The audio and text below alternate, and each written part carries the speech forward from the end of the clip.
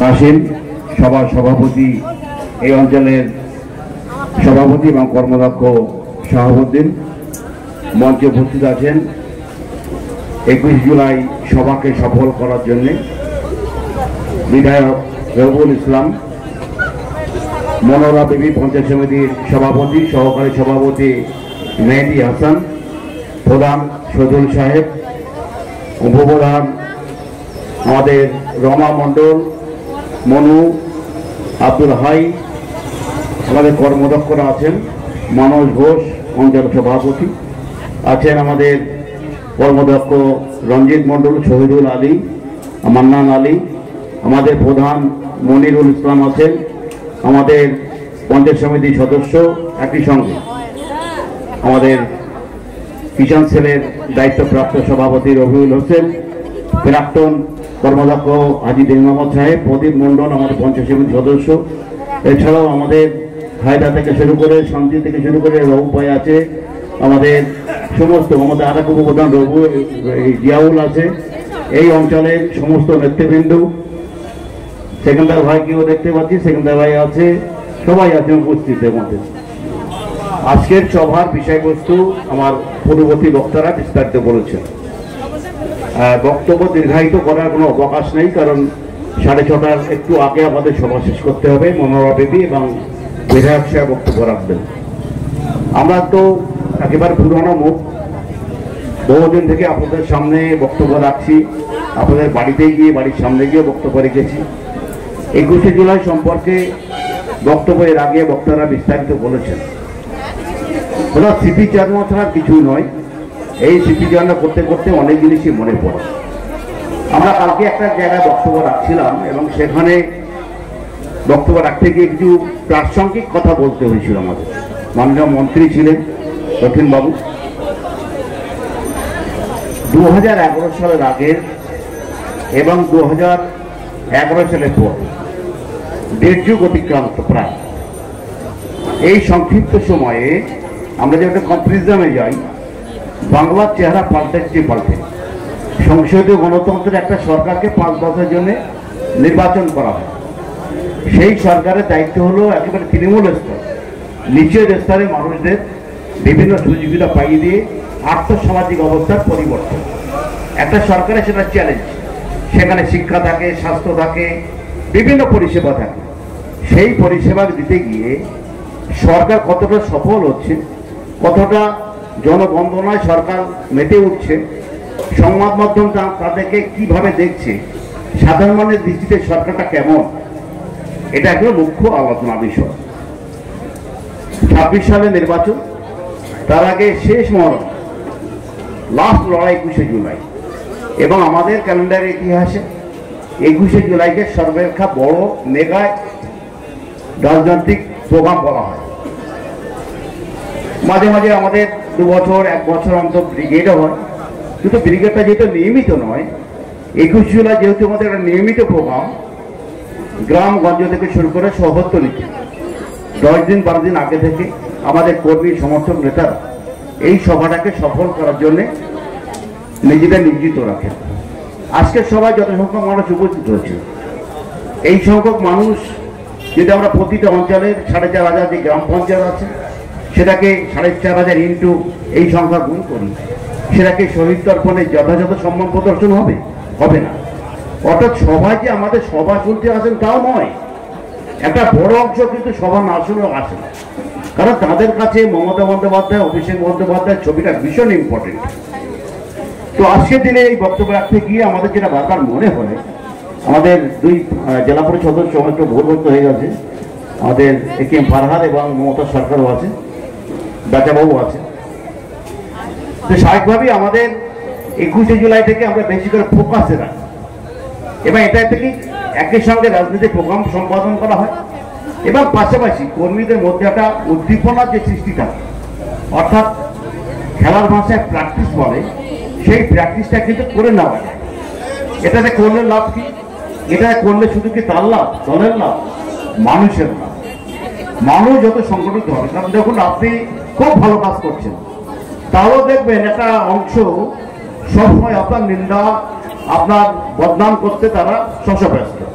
কারণ আপনাকে নিন্দা করছি কেন? আপনার এই সরকার, আমাদের যে সরকার, আমার আপনার সরকার 70টা বেশি প্রকল্প আনলো, প্রকল্পে সবাই সুবিধা লাভ করছে। তারপরেও দেখুন সংবাদ মাধ্যমে স্থান পাচ্ছেন। এখন যে নতুন মাধ্যম হয়েছে সামাজিক মাধ্যম, সেই সামাজিক মাধ্যমেও সরকার বিরোধী কথাবার্তা আমরা দেখতে পাই, পড়তে আমরা শুনতে পাই। যে ন্যাশনাল মাধ্যমগুলো আছে, ইলেকট্রনিক্স মিডিয়া, সেই মিডিয়ায় পালা করে কখনো 1 ঘন্টা ধরে, কখনো 2 ঘন্টা ধরে আমাদের বিভিন্ন ইস্যুতে আমাদের কোণঠাসা করার চেষ্টা করা হয়। একটা সময় আমাদের মনে হয়েছিল যে সত্যি কথা আমরা ভুল করছি। নাহলে টেলিভিশনে ওই জ্ঞানী লোকগুলো প্রতিটা মুহূর্তে মমতা বন্দ্যোপাধ্যায়, অভিষেক বন্দ্যোপাধ্যায় সহ আমাদের নেতাদের নিন্দায় ব্যস্ত থাকত। আমরা দেখলাম ওম প্রকাশ মিশ্র বলে একজন আমাদের এমএলএ ছিলেন, কংগ্রেসের অধ্যাপক মানুষ, সুশিক্ষিত রুচিশীল মানুষ, এত কদর্শ ভাষা তিনি আক্রমণ করতেন মমতা বন্দ্যোপাধ্যায়কে। আমরা উত্তর পূর্বে দেখলাম সে ওম প্রকাশ বাবু মমতা মাঝির হাত ধরে তার পতাকা নিয়ে আমাদের দলে যোগদান করলেন। এরকম অসংখ্য উদাহরণ বাংলাতে। মমতা ব্যানার্জি যে আনবিটন, মমতা ব্যানার্জি যে অপরাজিত, তাকে যে হারাতে পারে না। বাংলার সাম্প্রতিক 15 বছর রাজনৈতিক ইতিহাস যদি আপনি পর্যালোচনা করেন তাহলে কিন্তু সেটা দেখবেন এই রাজ্যে অনেক দল আছে। ভারতবর্ষের এই মুহূর্তে সব থেকে বড় দল ভারতীয় জনতা পার্টি। তাদের সদস্য, তাদের সম্পদ, তাদের টাকা পয়সা, তাদের সমস্ত বিষয়। কংগ্রেস আছে সর্বভারতীয় দল, সিপিএম এর মতো একটা সময়ে সাংগঠনিকভাবে অত্যন্ত শক্তিশালী দল বেঁচে আছে। নতুন গজিওটা ইন্ডিয়ান সেকুলার ফ্রন্ট আছে। তা সত্ত্বেও কেন মমতা বন্দ্যোপাধ্যায়ের নামে মানুষ জয়ধ্বনি দেয়? মমতা ব্যানার্জি দেখতে তো ক্যাটরিনা কাইফের মতো নয় যে তাকে দেখার জন্য মানুষ দৌড়াচ্ছে। তাহলে এই দলটি মানুষ করছে না। এই দলটি করার মূল কারণ, আজকে দেখুন একটা এক্সপেরিমেন্ট করা যাবে। যারা বসে বা দাঁড়িয়ে সভা শুনছেন তাদের একটা ব্যক্তিগত পরিচয় নেই। তাদের দৈনিক রোজগার করে 200, 150, 800, 300, অর্থাৎ 7,000, 8,000, 10,000 মতো রোজগার সারা মাস ধরে করেন। বছরে 60,000, 72,000 টাকা রোজগার করেন। এই মানুষগুলো কিন্তু সভা শোনেন, ভোটের দায়িত্ব নেন, ভোট দেন, ভোট করান, বিজ্ঞান ভরান, 21শে জুলাই সভা যান। কারণ মমতা বন্দ্যোপাধ্যায় ওই কম রোজগার করা মানুষের মতোই একটা মানুষ, যার পারফরমেন্সের সঙ্গে, যার মানসিকতার সঙ্গে, যার চিন্তাভাবনার সঙ্গে আপনার চিন্তাভাবনা মিলে যায়। এই মিলে যাওয়াটা কমন একটা ব্যাপার থাকার কারণে মানুষ কিন্তু আমাদের দলে থাকে। আপনারা দেখুন ফেলানি বসা, মুখ বুঝির মেয়েটি সিপিএমের আমলে অত্যাচারিত হল। মমতা বন্দ্যোপাধ্যায় তাকে নিয়ে তৎকালীন মুখ্যমন্ত্রীর কাছে গেলেন। মুখ্যমন্ত্রী পুলিশ দিয়ে চুলের মুঠি ধরে বের করে দিলেন। বা ভাবুন শাসন অত্যন্ত প্রাসঙ্গিক আলোচনা ছিল 90 দশকে। এই শাসনে প্রচুর মানুষ ঘর চলা হয়েছিল অবিভক্ত কংগ্রেস। তাদের অপরাধ কি ছিল? তারা সিপিএমটা করতে চাইতো না। সিপিএম এর নির্মম অত্যাচার, প্রতিটা মুহূর্তে ঘর ছাড়া, প্রতিটা মুহূর্তে সম্পদ দখল, সম্পত্তি দখল, এই ব্যাপারগুলো মানতে পারেনি, ঘর ছেড়ে বেরিয়ে এসেছিল। সেই সব মানুষদের আস্থা দিয়েছিলেন কে? মমতা বন্দ্যোপাধ্যায়। সেই মানুষদের যখন ঘরে ফেরানোর ব্যাপারে বারাসাতে সভা হল, আপনারা সবাই জানেন, সেই সভায় তৎকালীন এসপি রসপাল সিং এর নেতৃত্বে গুলি চলেছিল। গোবিন্দবাবু বাধা দিয়েছিলেন পুলিশের গুলিতে, শাসনের মানুষদের ঘরে ফেরানোর দাবি। সিদ্ধার্থবাবু এসেছিলেন একসময় বাংলার অত্যন্ত জনপ্রিয় মুখ্যমন্ত্রী, পাঞ্জাবের রাজ্যপাল ছিলেন, তাকে দিয়ে এই লোকগুলোকে পাঠিয়েছিলেন। আমিনপুর বাজার থেকে ব্যারিকেড করে দেওয়া হলো, কালো ফ্ল্যাগ টাঙিয়ে দেওয়া হলো যে এখানে কেউ ঢুকতে পারবে না সিপিএম ছাড়া। আমরা কই বলতে পেরেছি? বুদ্ধবাবু পুলিশ জ্যোতি বসুর নির্দেশে সেগুলোকে আটকে দিয়েছেন। আমিনপুরে বর যখন পুলিশের নেতৃত্বে ঢুকলো, সিদ্ধার্থ বাবুরা প্রতিটা কল টিউবওয়েল খুলে দেওয়া হলো, কালো ফ্ল্যাগ টাঙিয়ে দেওয়া হলো। গোলাবাড়িতে এসে তখন তো এরকম সংবাদ মাধ্যম ছিল না, মাইক টানানো ছিল, মাইকে দাঁড়িয়ে তিনি বলেছিলেন তৎকালীন সিপিএম এর দ্বন্দ্ব নেতা মজিদ মাস্টার উদ্দেশ্যে যে বাবা মা আমাকে অন্ধকে অন্ধ বলতে শেখায়নি, স্পষ্ট মনে আছে, কানাকে কানা বলতে শেখায়নি, তাই আমি জানোয়ারকে জানোয়ার বলছি। সিদ্ধার্থ শঙ্করাই বলেছিলেন দরকার অনেক ঘাত প্রতিঘাতে। যেমন ক্রিকেটে একটা কথা আপনাকে বলি, একটা টিম যখন 100 বিনা উইকেট, তখন একটা ব্যাটসম্যান নামলে অত্যন্ত সাবলীলভাবে স্টক করতে শুরু করে। কিন্তু টিমের স্কোর যদি 17 রানে 4 উইকেট হয়, তখন কিন্তু ওই ব্যাটসম্যান আগে নিজে সেট হবে, কোনটা অফ স্টাম্প কোনটা লেগ স্টাম্প দেখে আবার বল মারবে। অর্থাৎ দুর্দিনে এই তৃণমূল কংগ্রেসকে প্রতিষ্ঠিত করার জন্য যে নিরলস পরিশ্রম করেছিলেন মমতা বন্দ্যোপাধ্যায়ের নেতৃত্বে গোটা বাংলা সেই সময় কর্মীরা, আজকে তারা তিল তিল করে দলটাকে বড় করেছে। 98-এ নতুন দল হয়েছে। নতুন দল যদি না হতো, আপনারা জেনে রাখুন ভারতীয় জনতা পার্টি 2011 সালে কেন ক্ষমতায় আসে। 98-এ দল হওয়ার পর মমতা বন্দ্যোপাধ্যায়ের নিরলস পরিশ্রম এবং তার ডেডিকেশন, কর্মীদের প্রতি তার ভালোবাসা, দায়িত্ববোধ প্রতিটা মুহূর্তে শিখিয়ে দিয়েছিল যে বাংলার তার নতুন রেনেসান্স আসছে। রেনেসান্স এসছে বাংলা। 2011 সালে প্রথম তিনি প্রেস কনফারেন্স কি বলেছিলেন, আমার লড়াই ছিল বাংলা থেকে সিপিএম কে তাড়ানোর লড়াই, আর আজকে বাংলাকে গড়ে তোলার লড়াই। আমরা কেউ ভুলিনি। বলেছিলেন লাখো লাখো কর্মী সমর্থকদের কাছে আমার একটা নিরুপায় আবেদন, একটা হাত থেকে মন থেকে আবেদন করছি, আপনারা কাউকে মারবেন না। যে আপনাকে অত্যাচার করেছে, যে আপনাকে মেরেছে, ক্ষমা করে দিন। নতুন বাংলা তৈরি হবে। নতুন বাংলা তৈরি হয়েছে। আমরা দেখেছি মমতা বন্দ্যোপাধ্যায়ের হাত ধরে কন্যাশ্রী শিরোপা বিদেশ থেকে এসছে, আমস্টারডাম থেকে, হল্যান্ডের রাজধানী, নেদারল্যান্ডের রাজধানী, সেখান থেকে চলে এসছে শিরোপা, আন্তর্জাতিক শিরোপা পেয়েছে। বিদেশে বাঁকা বাঁকা সাংবাদিক ওই 4 ফুট 11 ইঞ্চি মহিলাটাকে একবার দেখার জন্য তারা ঘন্টার পর ঘন্টা দাঁড়িয়ে আছে, সংবাদ মাধ্যমে সাক্ষাৎ নেওয়ার জন্য মুখিয়ে আছে। যে কথা বলছিলাম, চমকপ্রদ সাফল্য মমতা বন্দ্যোপাধ্যায়ের হাত ধরে আমরা এসেছি। আমরা জাতীয় পর্যায়ে যদি একবার একটা ধরি, আমরা পরপর 8 বার কৃষি বিভাগে ভারত চ্যাম্পিয়ন হয়েছি। কৃষি বিভাগ, কৃষি মন্ত্রীর হাত থেকে আমাদের কৃষি মন্ত্রী পুরস্কার নিয়ে এসেছে। আমরা চাকরি রিক্রুটমেন্টে গোটা ভারতবর্ষে 1 নম্বর স্থান অধিকার করেছি। আইন শৃঙ্খলার প্রশ্নে বলা হচ্ছে যে আইন শৃঙ্খলা প্রশ্নে, বিশেষত মহিলাদের নিরাপত্তার প্রশ্নে এই মুহূর্তে বাংলা 1 নম্বরে। তারা আমাদের বিরুদ্ধে এত অপপ্রচার কেন? সংবাদ মাধ্যমে চতুর্থ, সংবাদ মাধ্যম গণতন্ত্র চতুর্থ স্তম্ভ। আমরা দেখি প্রতিটা মুহূর্তে একটা ছোট্ট ছোট ঘটনাকে বড় করে এই সরকার অপর্যন্ততাকে প্রমাণ করে দেখাচ্ছে। আমরা প্রতিটা মুহূর্তে দেখেছি সিআরডিকা থেকে শুরু করে কসবা অবধি প্রতিটা ক্ষেত্রে প্রথম যিনি সাংবাদিকদের সামনে পরিষ্কার করে দিয়েছেন যে অপরাধীদের এই তৃণমূল কংগ্রেস এই সরকারের স্থান দেয় না। তারপরেও দেখেছি সংবাদ মাধ্যমে এই কথাগুলো বারবার ফলো করে ছাপা হয় সরকারের ব্যাগ বিরুদ্ধে। 21 জুলাই অনেক কিছু প্রমাণ করা আছে। আমার বক্তব্য 2016 থেকে শুরু হয়েছিল। 2021 কঠিন নির্বাচন ছিল। গোটা বিজেপি দিল্লি টিম নেমে গিয়েছিল আমাদের হারাতে, ব্যর্থ হয়েছে আমাদের হারাতে। কারণ যেভাবে আমরা ঐক্যবদ্ধ হয়েছি, আবার নতুন কাল নতুন দিকে দেখছি গুজরাট উত্তরপ্রদেশের স্টাইলে এইখানে এখানকার যে বিজেপির নেতারা তারা সাম্প্রদায়িকতাকে সামনে রেখে প্রচার শুরু করেছে। অত্যন্ত কদর্শ মজা, নোংরা মজা আমরা দেখেছি। কিছুদিন আগে আমাদের তৃণমূল কংগ্রেস করা একজন পরাভূত আমাদের নৈহাটির জনপ্রিয় নেতা, রাজ্যের অত্যন্ত জনপ্রিয় মন্ত্রী ছিলেন এক সময়, মাননীয় শ্রী পার্থভূমির কাছে পরাভূত হলেন যে অর্জুন বাবু, অর্জুন সিং, তিনি বলছেন হাজি বিরিয়ানি কেউ খাবে না, ওখানে মুসলিমদের দোকান।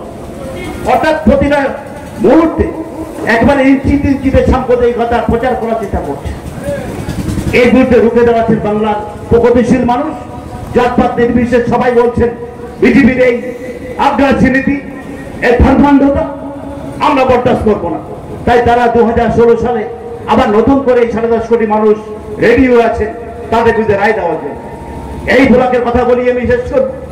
এই ব্লকে আনবেটিং অপরিচিত নেতা ছিলেন আমাদের শম্ভুবাবু, মতিউর রহমান সাপুই এবং এর পূর্বভাগে হাজী নুরুল ইসলাম সাহেব, রথিন ঘোষরা। আমাদের 3 জন নেতাকে আমরা 2 বছরের ব্যবধানে হারিয়েছি।